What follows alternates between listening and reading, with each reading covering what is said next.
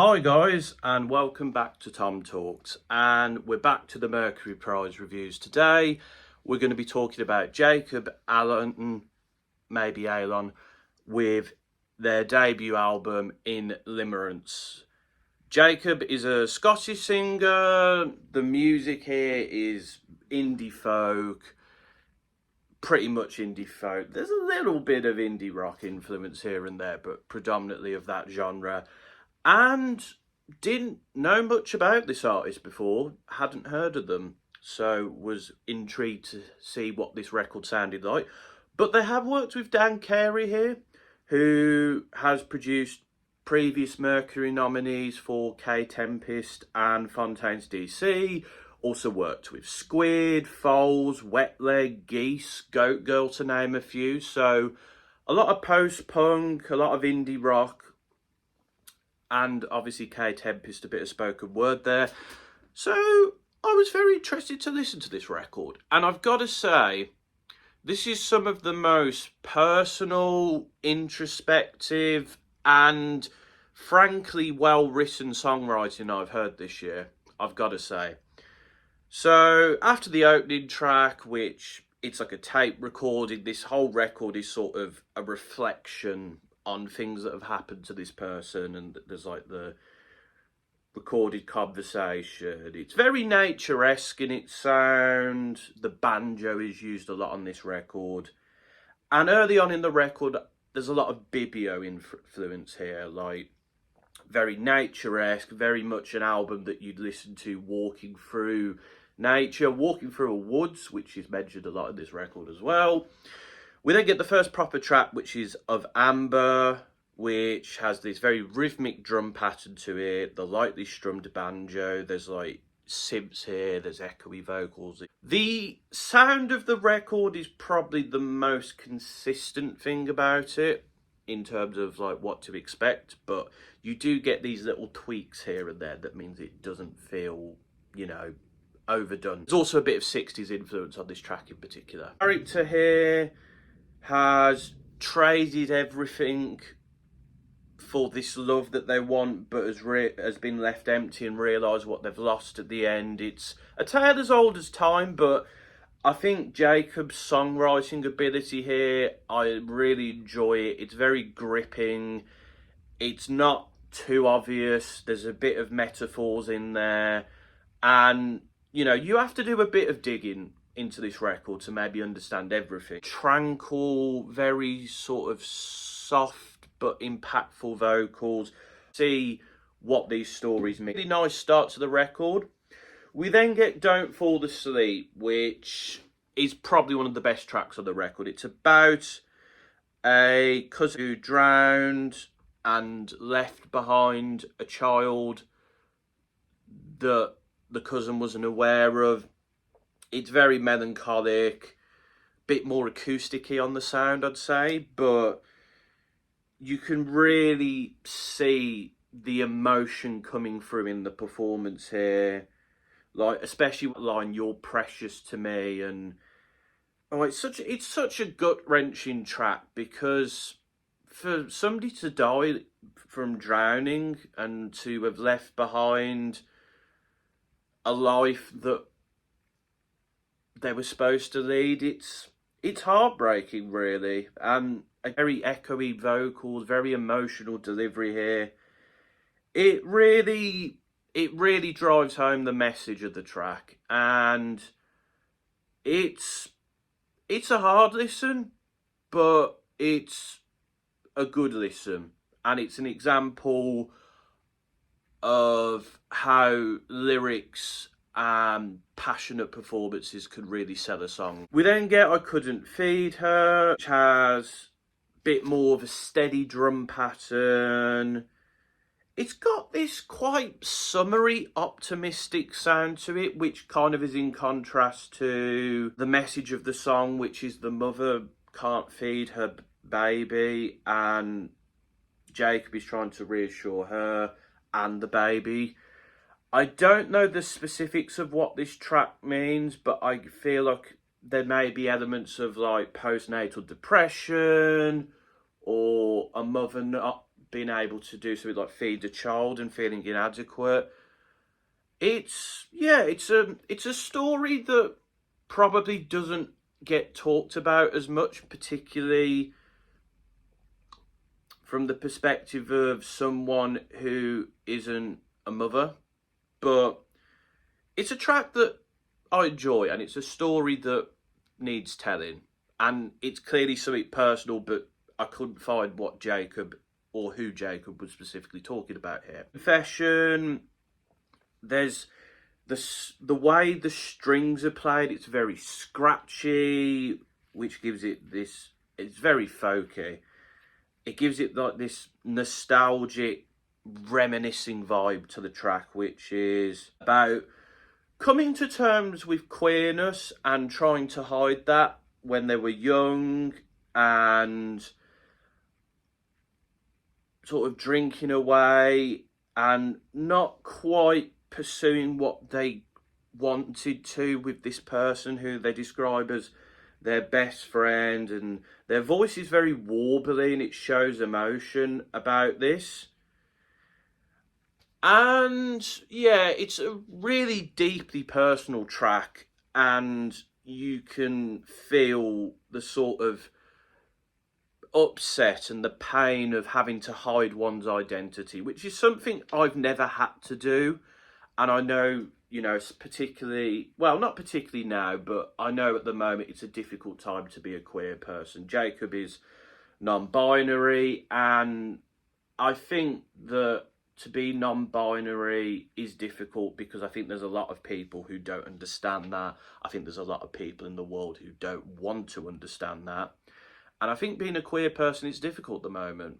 Whether you're trans, whether you're non-binary, gender neutral, gay, lesbian, bisexual, asexual, whatever, I think there's a lack of understanding there, and it leaves people feeling empty and alone and isolated. So I think this track does sell that sort of story very well. Then get Elijah, who I think in the Bible is this character who shines a light on the misdeeds of people. I'm not too clued up, but it feels very appropriate because the track is about shining a light on this person who's doing wrong and someone who's done evil. It's very scratchy, very acoustic with the banjo playing. The delivery's a bit more subtle, but still hits the high notes on the chorus. And the banjo is very sort of like a bit more manic, a bit more chaotic on the chorus. Again, this is I did get a bit of a Fleetwood Mac vibe here as well.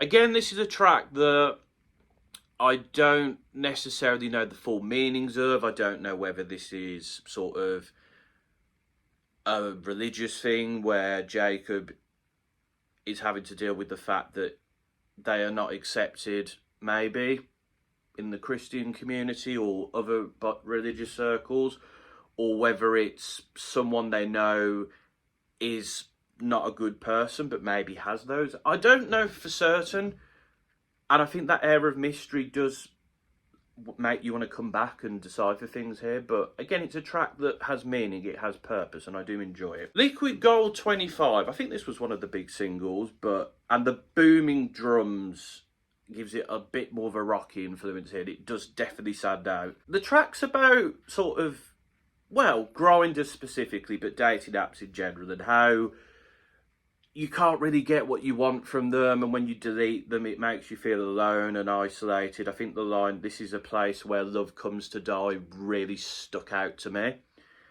And the intensity really builds at the end of the track to emphasise like how dating apps have really affected sort of finding love and how it leaves people feeling. And, you know, obviously as a heterosexual guy, I don't use Grindr, but I get this, I've had this feeling before from like using Tinder and Bumble and whatever, you know, because you don't get through, and sometimes you do and then it doesn't work out and you delete it, and then I don't think dating apps are a very healthy way to deal with finding relationships. They do work for some people, but I think this track really encapsulates like the toxicity and the negativity these apps could leave people feeling, and the isolation as well. So I think this track really sells the message. To summarise, August Moon is a bit more tranquil. The beats probably one of the more subtle ones in my opinion. It's got these very airy sims and the plucked guitar. I really like the line that starts the track. I never did like the clubbing scene. The music's too loud and the drinks are too sweet. So what in the F am I doing in Crete? Nice bit of rhyming there. It does give me a chuckle. It's about them finding this person who similarly is not enjoying the nightlife and going on an adventure with them. And at the end, like, it gets, the intensity builds up, and vocally it's hitting, and there's these very video gamey synths. It's basically saying, like, again, they have found someone who they've got this connection with, but it might not work out. It's another case of tragic love from Jacob, but I don't know, I just think the songwriting and the specifics of it make it stand out compared to a lot of love songs here, and Jacob does a good job. Home Tapes, it's an interlude. It's got a bit of an eerie but peaceful sound to it, and it's kind of like people talking, you know, family having breakfast together. I think it's probably maybe recordings from Jacob's childhood, and I think it fits the album's aesthetic of like looking back and reminiscing, but also feeling pain from that time, but it fits well here. We then get Zafara, which has these like eerie bird noises. It's got this like very tranquil plucked banjo sound. It's about someone who passed away in an accident in the woods, and Jacob feels somewhat guilt for that because they survived that. That's the feeling I get from this track anyway. I may be wrong, and you can really see it in the melancholy of the track and the humming between verses, these echoey background vocals, and again, it's another one of those tracks that deals with loss, but this one is a lot more felt because Jacob was there, and the woods reminds another one of those ones where Jacob really shows off the personal side of their music, but also just, yeah, it's another hard listen. Penultimate track, Fairy in a Bottle, is a metaphor for this love that Jacob has for this person, but can't quite have. It's like a fairy tale. It's melancholic. The banjo and guitar are very prominent on this track, and they show off the high notes on the chorus. They're very sweet, but they sound very breathless as well, which I think speaks to the feeling Jacob has for this person. And then as the track goes on, it becomes more eerie, it becomes more melancholic as Jacob reminisces on this love that they can't have. It's a good metaphor, I think, for unrequited love, or love that's not possible here, and Jacob sells it very well. And then we conclude with Sir Traylin, which has a violin, which I've not noticed throughout the record. It's very Bibio sounding. It's a bit more electronic sounding in that respect, and with the wavy synths, for example. And it's a bit of a bleak closer, I've got to say. Jacob is asking for this person they love to meet them in the same woods where, on the previous track, Jacob's friend passed away. And talking about, like, blood and stuff like that. And then the tape cuts and the album closes. It's a quite short but bleak ending to the record. It leaves you with a few questions as well, but it feels fitting. I think this is a great record. I think Jacob has done a great job here. Their songwriting ability is brilliant. Their ability like to craft these stories from personal experiences.